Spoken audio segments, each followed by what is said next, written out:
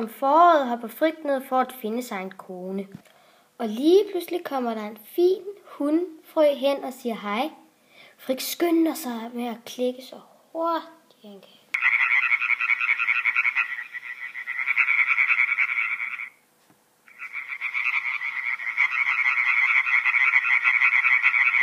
For så ved hunden, at der er varme vandhuller til at yngle i. Friks kone forplanter i foråret april-maj. Når de har svømmet sammen i nogle timer, begynder Friks kone at lægge æg. Æggene er små og klistrede. Friks kone hæfter dem plads til vandplanter under vandet. Æggene er meget tætte. Æggene klækkes 3-4 dage efter de er blevet lagt. Så bliver de til haletudser. Men inden de kan begynde at svømme rundt, så hænger de stadigvæk fast i vandplanterne i nogle dage, indtil de kan begynde at svømme. Haletudserne vinker farvel til deres mor og far. Farvel mor, farvel far.